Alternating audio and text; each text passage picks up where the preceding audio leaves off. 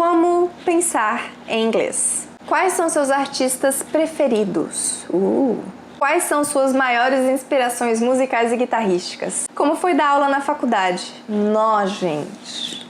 Let's go! 2, 3 e... Tchau!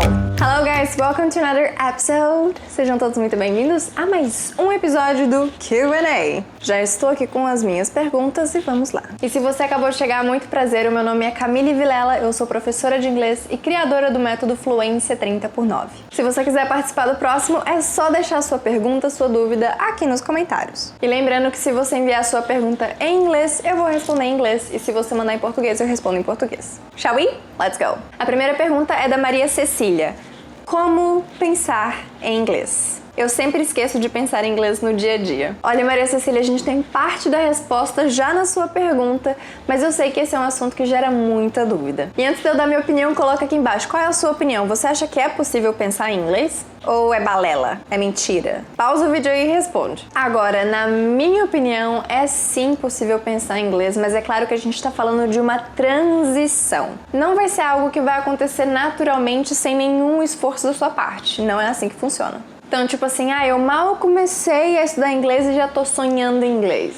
Calma que não é assim, porque assim como eu falei, não é algo que acontece sem nenhum esforço. Tem que ter dedicação, tem que ter foco, tem que ter estudo e principalmente muito contato frequente com o inglês. Porque essa questão de começar a pensar em inglês é de tanto consumir conteúdo, não só na sua parte do estudo, né? Não só na hora do estudo, porque tem que ter, né? São coisas diferentes. Consumir conteúdo em inglês e estudar inglês são duas sessões diferentes. Mas de tanto fazer os dois, de tanto de ter frequência nos seus estudos e no consumo do inglês, as coisas começam a ficar um pouco mais fáceis. E os primeiros indícios que você está começando a pensar em inglês é quando você esquece palavras em português, mas lembra em inglês. Quando a palavra em inglês vem primeiro na sua mente do que a palavra em português, por mais que você lembre da palavra em português, mas o inglês vem primeiro. Ou até mesmo quando você troca a ordem de palavras numa frase em português, pensando na lógica do inglês. Ou até mesmo quando você esquece da terminação das palavras e não tem muita certeza sobre conjugação das palavras em português, porque você tem usado mais o inglês. Então, o primeiro passo é o que eu comentei que você já meio que respondeu na sua própria pergunta. O inglês tem que estar diariamente na sua rotina e você tem que conscientemente praticar inglês. Então, se você esquece de praticar o inglês fora do seu tempo de estudo, durante a sua rotina, já atrapalha esse processo. Então, mesmo que você não esteja sentada à mesa para estudar inglês, se você estiver pegando um busão e tudo mais, tenha esse comportamento, tenha essa intenção de criar frases em inglês, criar diálogos em inglês, mesmo que seja você com você mesma, não tem problema nenhum. Mas é justamente esse comportamento que vai acelerar bastante o seu processo para você começar a pensar em inglês. Mas, mais uma vez, precisa ter contato direto, precisa ter a intenção de praticar mesmo quando não for a hora de estudo, óbvio, precisa ter a hora do estudo. Ter só o contato com o inglês não é o suficiente se você quiser alcançar fluência no inglês. Tem que sentar a bunda na cadeira e estudar, tá? Tem que estudar, olha lá! Então, assim, não é que você escolhe, eu vou pensar português, eu vou pensar em inglês. Não, você não escolhe como você pensa, você só pensa. É basicamente isso. Então, só pra fechar, é a partir da repetição que você vai conseguir pensar em inglês, mas o pensar em inglês é uma construção, tá? Leva tempo, leva repetição, contato com o idioma e estudo. Tá bom? Então essa foi a minha resposta. Me fala aí se eu respondi a sua dúvida e se você tiver outra pergunta, já aproveita e manda outra. Próxima pergunta é da Isabel. Ela perguntou o seguinte: quais são seus artistas preferidos? É difícil pensar artista, né? Porque quando eu penso assim, artista, vem ator, atriz, vem pintor, vem cantor, vem instrumentista, vem a galera toda assim, né? De uma vez. Então é meio difícil responder isso, mas depende da área, né? Olha, eu sou fã da minha mãe, eu sou fã da minha avó. Outra pessoa que me veio aqui na cabeça, assim, rápido, é a Johanna, que é uma artista, pintora, artista plástica, porque ela tem trabalhado com outros materiais ultimamente. Sou fã do trabalho dela, vou deixar o arroba para vocês acompanharem, o arroba aqui. E eu tive o privilégio e a oportunidade de fazer um workshop, uma oficina com ela há 4 anos atrás. E, nossa, como foi bom! Passamos o dia inteiro pintando, pensando sobre materiais e tudo mais, assim, incrível, incrível, incrível. Se você não conhece o trabalho dela, vai lá. Não vou citar nenhum instrumentista nem musicista, porque eu acredito que ainda virão muitas perguntas sobre esse assunto, então eu vou deixar para quem quiser saber sobre instrumentistas e musicistas. Aí se você quiser saber de um nicho específico, comenta aqui embaixo. São muitos artistas é muita coisa. Vamos lá, a próxima pergunta do Ursinho Paçoca, na verdade é da Ursinho Paçoca. Como foi dar aula na faculdade? Nó, gente. Como foi dar aula na faculdade? Se eu pudesse colocar em uma palavra, seria desafiador. Foi muito desafiador. Esse foi meu primeiro trabalho que tá lá na minha carteira de trabalho, tá lá. Porque antes eu dava aula de música pra criança e eu também fazia show, né, com a minha banda. Foi uma troca total, né, um giro 180 aqui, de uma direção, pá, fui pra outra, fui pro meio acadêmico de uma vez. E uau! A dinâmica mudou totalmente, né? Eu dava aula para uma criança, um aluno por vez, e aí eu fui para a sala de aula. Fui dar aula de inglês, eu nunca tinha dado aula de inglês antes, mas eu já fui para entrar na sala e dar aula para 60 pessoas, 70 pessoas em uma sala de aula. Agora você tenta imaginar eu ali equilibrando 50 mil pratos, tentando manter o povo focado e animado com a aula e ensinando ao mesmo tempo. Então assim, loucura. E eu lembro que no começo dos semestres, como eles ainda precisavam, tipo, fazer a divisão das salas e tudo mais, né, esperar fechar o ciclo das inscrições, nas primeiras semanas tinha turma que, tipo, tinha 80 pessoas, gente, e eu não tô brincando com vocês, parece que é até zoeira isso que eu tô falando, mas não é, é verdade. E quem trabalhou comigo pode confirmar, porque, assim, eu não era a única professora, tinham vários outros professores, e, assim, esse era o nosso perrengue de começo de semestre, era uma loucura total. Uma aula durava 1h30, mais ou menos, e cada dia, por dia, ou eu dava 2 ou 3 aulas, normalmente. Tinha pré-aula e depois as 2 aulas normais, né? Eu entrava às 5 e saía às 23 horas, às 11 horas da noite. Mas esse foi, assim, um momento muito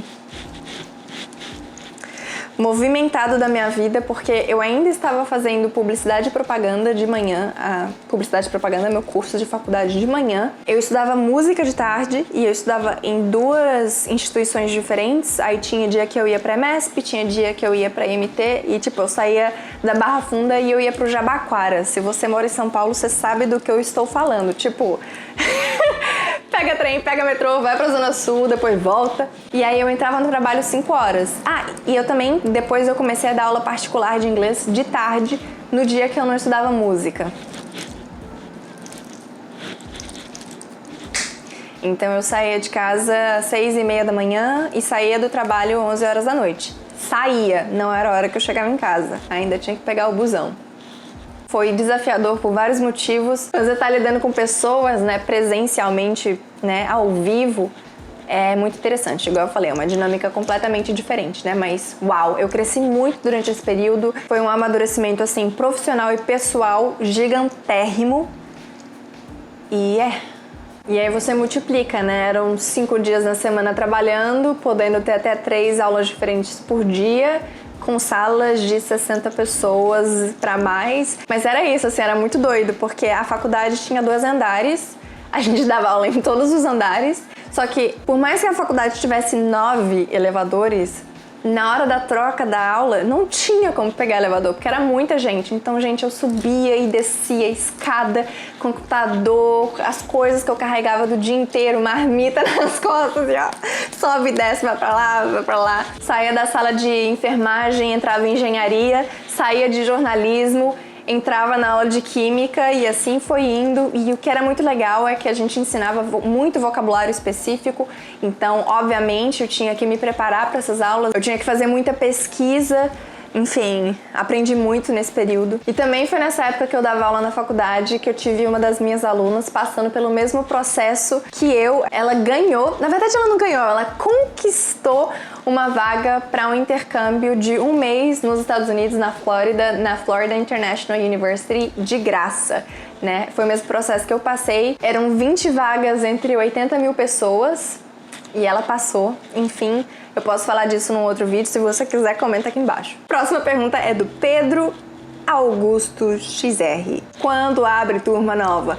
Quando abre turma nova? Todo mundo quer saber. Gente, nós ainda não temos data para a próxima turma, pelo menos não no momento que nós estamos gravando esse vídeo. Quer dizer, que eu estou gravando esse vídeo. Mas o que você vai fazer? Você vai continuar acompanhando o canal. Pode deixar que vocês vão ficar cansados de ver minha cara, vocês vão ficar cansados de me ouvir falar e vocês vão ficar cansados de saber qual que vai ser a data da próxima turma quando ela existir. Então, para isso, me acompanhe lá no Instagram, continue acompanhando o conteúdo aqui do canal, que eu também vou avisar vocês por aqui. Mas, de qualquer forma, se eu fosse você, eu entrava agora lá no meu Instagram para saber se tem turma aberta ou não, porque às vezes você tá assistindo esse vídeo depois, no futuro, e pode ser que eu esteja com turma aberta.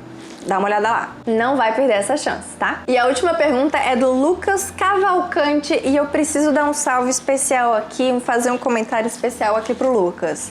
Sabe por quê, gente? Ele acompanhou o vlog, mas ele acompanha todos os outros vlogs que a gente tem no canal. Seja dica de inglês, seja vídeo de música, seja vlog, mas não importa. Ele sempre assiste, ele sempre acompanha, ele sempre deixa um comentário legal. Então eu queria te agradecer, Lucas, pelos seus comentários, pela sua interação aqui no canal, pelas suas perguntas.